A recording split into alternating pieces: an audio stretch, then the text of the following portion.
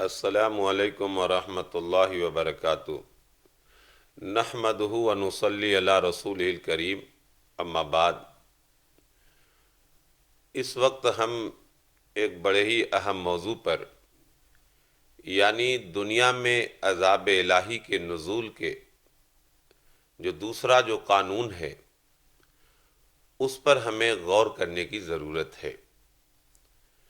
دنیا میں اللہ تعالیٰ عذاب اس وقت نازل کرتا ہے جب اللہ و رسول کی تعلیمات کو اپنی اصلی شکل و صورت میں رکھنے والے قوم کے ذمہ دار افراد شرک و بدعات جیسی سنگین بگاڑ میں مبتلا ہو کر اجتماعیت اور مرکزیت کے بجائے گروہوں، جماعتوں اور مسلکوں کی عصبیت کا شکار ہو کر اپنا بنیادی فرض منصبی اللہ کا دین اس کے بندوں تک دامے درمے سخنے پورا کرنے کی کوشش میں لگے رہنے کے بجائے اہل دنیا کی طرح دنیا اور اس کی آسائشوں کو اپنا مقصد زندگی بنا لیتے ہیں، تو ان پر عذاب الہی کے نزول کا آغاز ہونے لگتا ہے۔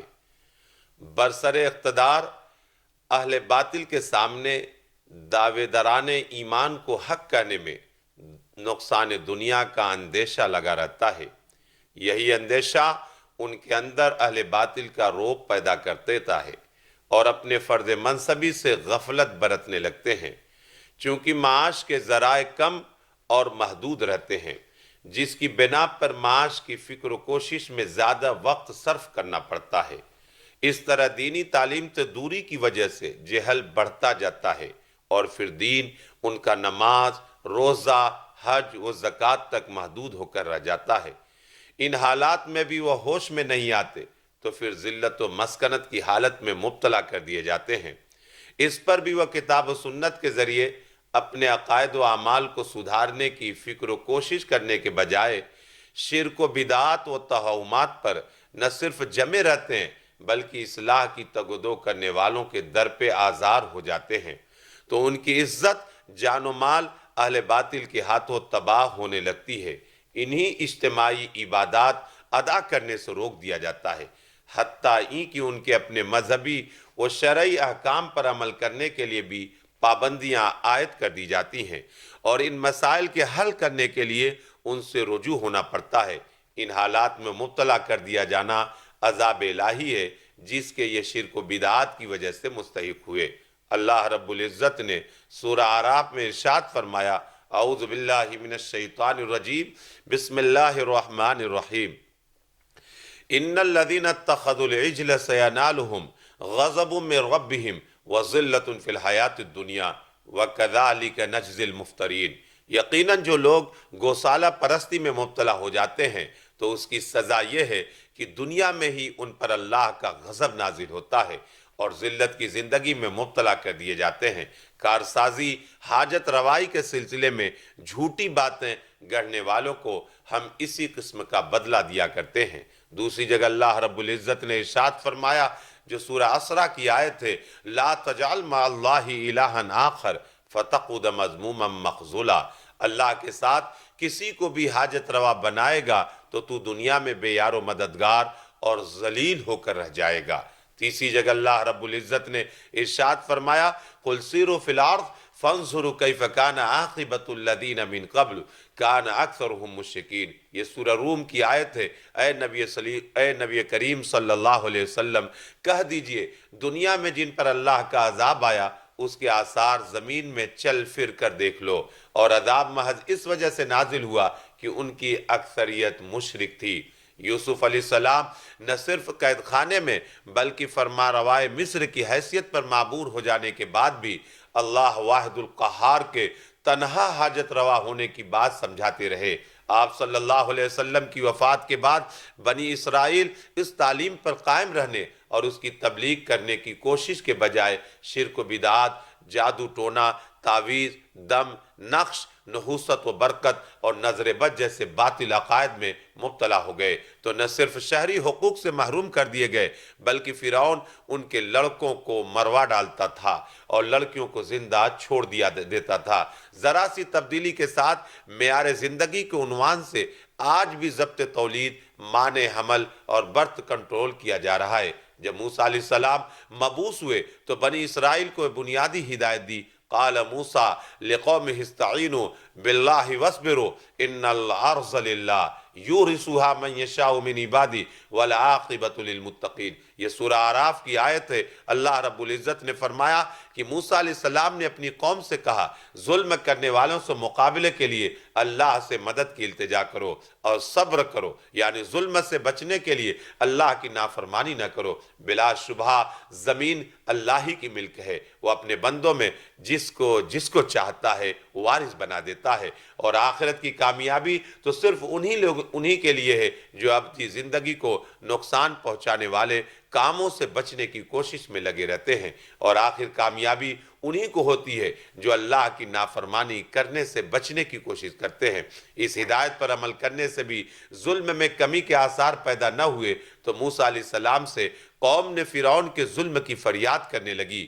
قالوا اوذینا من قبل ان تأتینا ومن بعد ما جئتنا۔ یہ سورہ اعراف کی آیت ہے۔ کہنے لگے، اے موسیٰ، تمہارے آنے سے پہلے بھی ہم پر ظلم ڈھائے جا رہے تھے اور تمہارے آنے کے بعد بھی ڈھائے جا رہے ہیں۔ تو آپ علیہ السلام نے فرمایا، قال عسى ربكم ان يهلك عدوكم ويستخلفكم في الارض فينظر كيف تعملون۔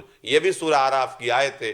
آپ علیہ السلام نے کہا کہ تمہارا پروردگار تمہارے دشمنوں کو جلدی ہلاک کر دے گا اور تم کو سرزمین کا مالک بنا دے گا، پھر یہ دیکھے گا کہ تم کیا کرتے ہو۔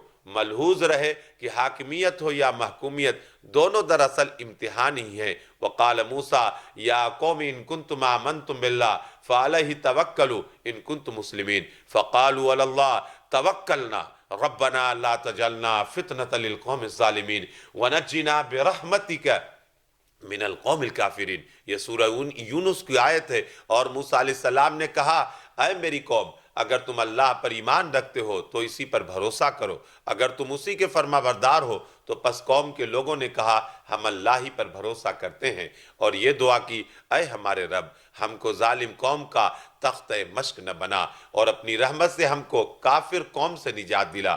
ملحوظ رہے کہ اس قدر کمزور اور بے بس غلام قوم جو اپنے لڑکوں کو قتل ہونے سے بچا نہ سکتی تھی، جیسے ہی وہ اللہ کی طرف رجوع ہوئی، اللہ تعالیٰ نے مظالم سے بچنے کی حسب ذیل تدبیر اختیار کرنے کا حکم دیا۔ وَأَوْحَيْنَا إِلَى مُوسَىٰ وَأَخِيهِ أَن تَبَوَّأَ لِقَوْمِكُمَا بِمِصْرَ بُيُوتًا وَاجْعَلُوا بُيُوتَكُمْ قِبْلَةً وَأَقِیمُوا الصَّلَاةَ وَبَشِّرِ الْمُؤْمِنِینَ۔ یہ سورہ یونس کی آیت ہے، اور ہم نے موسیٰ علیہ السلام اور اس کے بھائی ہارون علیہ السلام کی طرف وحی کی کہ اپنی قوم کے لیے مصر میں چند مکان مہیا کر لو جن کو وہ قبلہ بنا لیں، یعنی قبلہ رخ ہوں، اور نماز قائم کرو اور اہل ایمان کو بشارت دو۔ چنانچہ اس تدبیر پر عمل کرنے سے کمزور و غلام قوم جس میں بیمار، بوڑھے، جوان، بچے اور عورتیں تھیں، سب کے سب موسیٰ علیہ السلام کے حکم پر جو کہ اللہ نے وحی کے ذریعے آپ کو دیا تھا، ایک ہی رات میں مصر سے نکل جاتے ہیں، جس کا علم حکومت وقت کو صرف صبح میں ہوتا ہے۔ شکریہ، جزاک اللہ خیر۔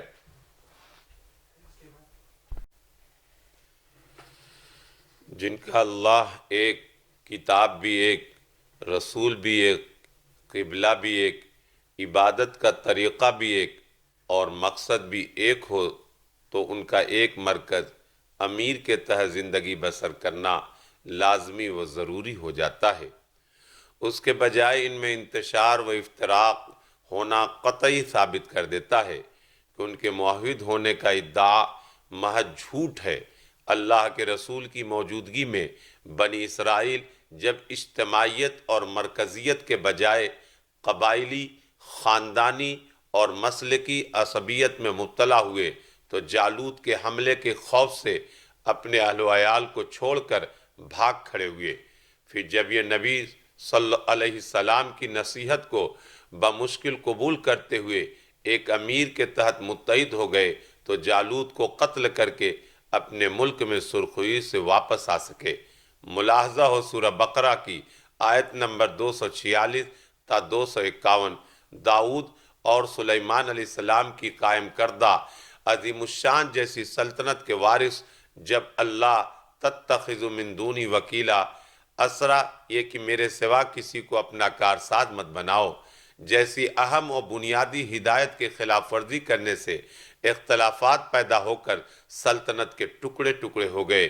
شرک و بدعات میں کمی کے بجائے عقیدت و محبت کے عنوان سے نت نئے عقائد، خیر و برکت اور حصول ثواب کے لیے نئے نئے طریقے اور نجات کے آسان طریقے ایجاد کر لیے، تو پہلی مرتبہ آشوریوں اور اہل بابل کے ہاتھوں ان طریقے اور نجات کے آسان طریقے ایجاد کر لیے، تو پہلی مرتبہ آشوریوں اور اہل بابل کے ہاتھوں ان کے ہزاروں نوجوان قتل ہوئے، اور باقی مادہ لونڈی و غلام بنا کر جانوروں کی طرح ہانک کر اپنے ملک لے گئے۔ بیت المقدس کا نام و نشان مٹا دیا گیا، اور کسی بنی اسرائیل کو بیت المقدس جانے کی اجازت نہ تھی۔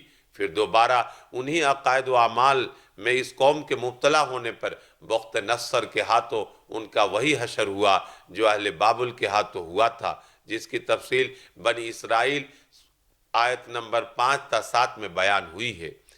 ذہن نشین رہے کہ ایمان باللہ، ایمان بالرسول، ایمان بالکتاب اور ایمان بالآخرت کے دعوے دار بنی اسرائیل کے متعلق فرمایا گیا ہے، فَفَرِيقًا كَذَّبْتُمْ وَفَرِيقًا تَقْتُلُونَ۔ سورہ بقرہ۔ اے ایمان کے دعوے دار، اللہ کے رسولوں نے جب بھی تمہارے مشرکانہ عقائد اور بدعتی اعمال کو غلط، جھوٹ اور باطل ثابت کیا تو تم پیغمبروں کو جھوٹا قرار دیا۔ اس پر بھی یہ پیغمبر تم کو نصیحت کرنے سے باز نہ آئے تو تم نے ان میں ایک گروہ کو قتل تک کر دیا۔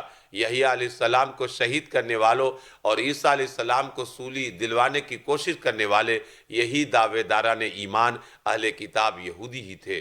مسلمانوں نے اسپین میں ایسی مثال سلطنت قائم کر کے کئی سو سال تک حکومت کی جس کی نظیر کوئی بھی دوسری قوم آج تک پیش نہ کر سکی، لیکن جب یہ شرک و بدعات، قبائلی خاندانی اور مسلکی عصبیت میں مبتلا ہوئے تو ان کی حکومت ٹکڑے ٹکڑے ہو کر متعدد حکومتیں قائم ہو گئیں، جو بالآخر آپس میں ایک دوسرے سے لڑ بھڑ کر تباہ ہو گئیں۔ اور پھر ایک وقت ایسا آیا کہ مسلمانوں کا قتل عام ہوا اور کسی مسلمان کو بھی سر چھپانے کی جگہ اسپین میں نہ مل سکی۔ قوم کے عقائد و اعمال کو ابراہیم علیہ السلام اور آپ کے ساتھی علی الاعلان نہ صرف باطل قرار دیے بلکہ ان سے اپنی نفرت کا اظہار کرتے ہوئے بارگاہ ذوالجلال میں عرض گزار ہوئے، ربنا علیک توکلنا والیک انبنا والیک المصیر، ربنا لا تجعلنا فتنة للذین کفروا واغفر لنا ربنا انک انت العزیز الحکیم۔ سورہ ممتحنہ کی آیت ہے، حق کے ذریعے باطل پر ہم نے جو ضرب لگائی ہے وہ صرف تیرے بھروسے پر ہے۔ اے ہمارے رب، ہم تجھی پر بھروسہ کرتے ہیں اور ہر معاملے میں تیری ہی طرف رجوع ہوتے ہیں اور ہم کو تیری ہی طرف پلٹ کر آنا ہے۔ اے ہمارے رب، ہم کو کافروں کا تختہ مشق نہ بنا۔ اے ہمارے پروردگار، اگر ہم کافروں کے ہاتھ قتل کر دیے جائیں تو ہماری مغفرت فرما دے، یقیناً تو ہی سب پر غالب حکمت والا ہے۔ ابراہیم علیہ السلام اور ان کے ساتھیوں کے اس اسوے کو ہمارے ایمان کے لیے قد کانت لکم اسوۃ حسنہ سورہ ممتحنہ تحقیق تمہارے لیے تبلیغ کا بہترین نمونہ ہے۔ ان میں اور لقد کان لکم فیہم اسوۃ حسنہ سورہ ممتحنہ یقیناً ان کا طریقہ تمہارے لیے تبلیغ کا بہترین نمونہ قرار دیا گیا ہے۔